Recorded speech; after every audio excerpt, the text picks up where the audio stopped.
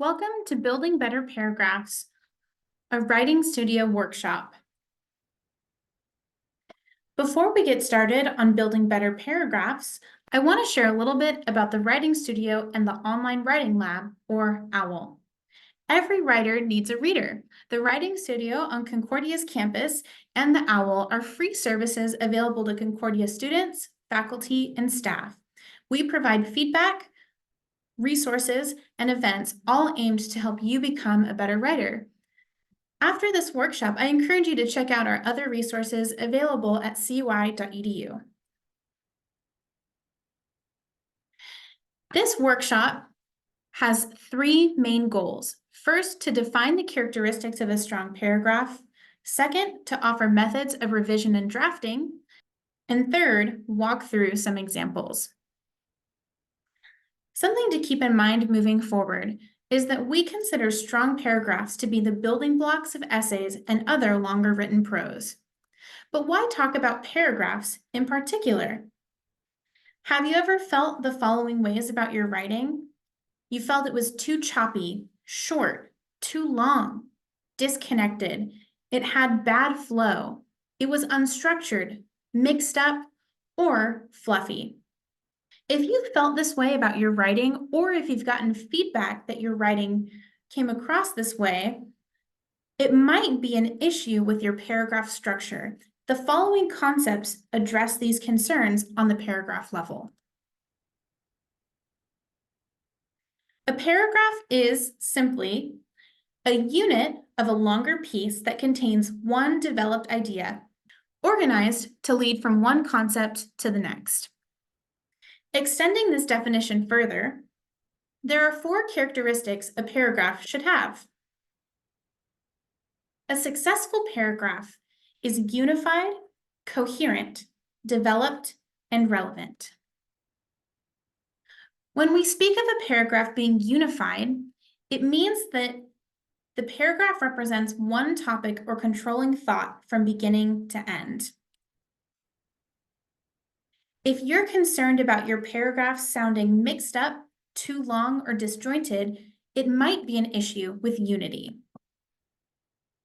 A coherent paragraph contains a logical progression of ideas that make it easy to read. A paragraph that struggles with coherency may have the following concerns: that the paragraph is choppy, too short, or has bad flow. A well-developed paragraph discusses a topic thoroughly in direct proportion to the larger discussion. If you're concerned that your paragraphs are either too long or too short or unstructured, it might be an issue with development. Finally, a relevant paragraph maintains connection to the larger context of the discussion. So if you're concerned that your writing has bad flow, is disjointed or disconnected, your paragraphs might be struggling with relevance. Now that we understand the concepts of a strong paragraph, it's important to learn how to implement those concepts in our writing and revision strategies. To draft, revise, and produce stronger paragraphs, you can do the following. First, seek feedback from a trusted friend or acquaintance. Second, find resources about paragraphs and about strong paragraph structures. Third, visit the Writing Studio or the Online Writing Lab to get feedback from a writing consultant. And finally, you can practice the following revision strategies. Something all four of these strategies have in common is that it engages writing as a social process. Writing is not meant to happen in a void or without feedback or help from others. Because of this, all methods involve identifying how outside perspectives engage with our work and incorporating that into how we revise. 3 methods for 4 reasons. The following revision techniques each focus on strengthening one aspect of a paragraph, but all techniques benefit more than one aspect of your writing. The first method is using reverse outlining for unity and development. A reverse outline includes reading an existing paragraph and noting its main idea. Then, if the main idea isn't clear in the first sentence of that written paragraph, creating or placing the main idea in the topic sentence. And then finally, testing each sentence against that main idea to make sure that unity is maintained. In a reverse outline, you continue by asking whether the sentence adds to the topic. If it does so, keep it. If it doesn't, get rid of it. Then you revise your paragraph to develop that main idea fully. And as an optional note, if you see two strong main ideas within a paragraph, you can make two paragraphs.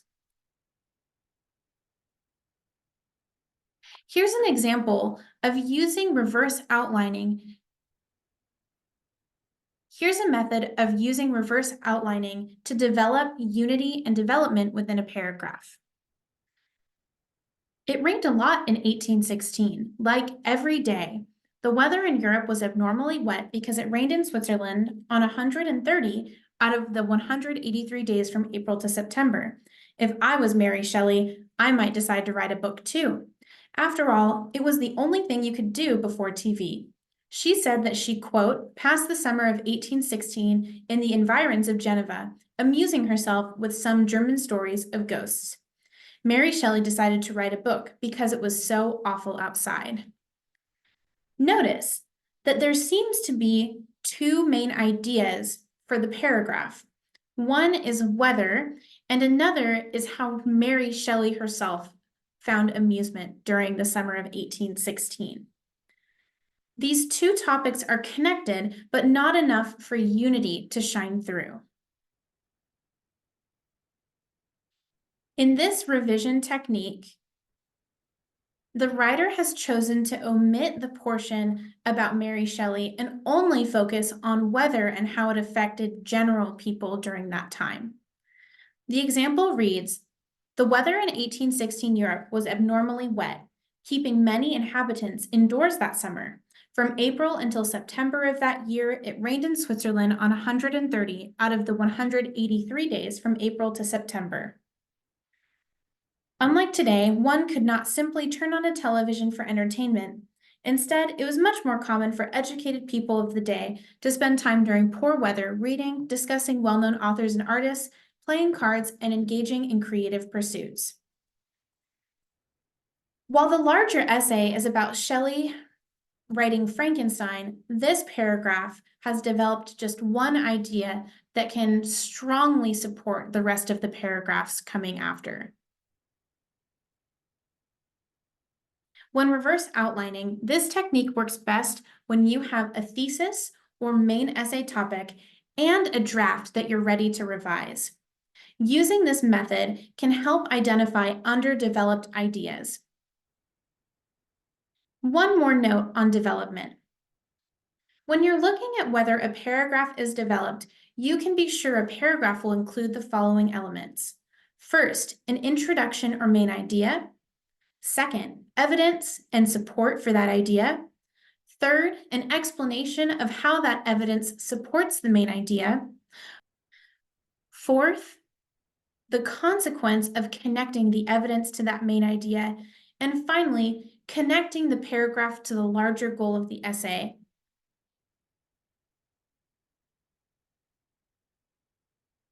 Method 2. You can use a specific way of organizing information from old to new to help with coherence. Within one paragraph, organizing sentences to start with known or old information and then adding new information after propels the reader forward through an argument. This is an example of a paragraph that lacks coherence. Quote, "The old new contract is another principle for writing clear, closed form prose. Beginning your sentences with something old, something that links back to what has gone before, and then ending your sentences with new information that advances the argument is what the old new contract asks writers to do. The effect is called coherence." Note, the information itself is good in this paragraph, but the paragraph feels choppy, as if it's lurching from one idea to the next. In this revision, the writer has kept all information the same, but has ordered the information from old to new. See if you can spot how much easier it is to understand it. Quote, another principle for writing clear, close-form prose is the old-new contract. The old-new contract asks writers to begin sentences with something old, something that links back to what has gone before, and then to end sentences with new information that advances the argument. Following this principle creates an effect called coherence. End quote. If you're struggling with choppy writing or writing that feels like it doesn't flow, try this technique and order your information from old to new for a smooth reading experience. The third method is using outlining and drawing to help with relevance. In an outline, you think of your essay as a skeleton and create the bone or the structure of the essay before you write the essay itself. In drawing, you can think of your essay as a cloud or a concept map with one main idea branching out to several smaller ones. An outline might look like this before you start filling it out. You might start with a thesis or main idea, and then the topic sentences of each paragraph, and then conclusion. Something to note for outlining is that it's great for structured arguments, especially if you already have a main goal or thesis. It's a great starting place if you have already done a lot of background work and research and need to just sort out how you're going to organize your essay.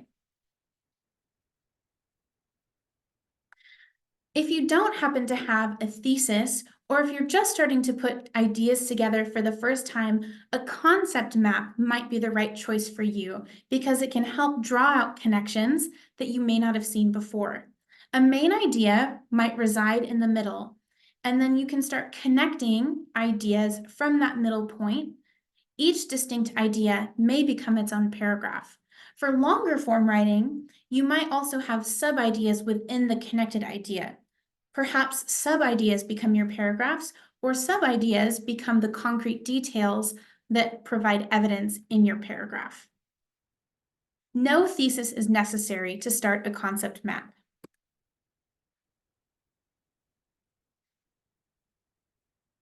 Outlining helps connect bigger ideas to each paragraph. This is an example of a writer that has used outlining to make their topic sentences stronger.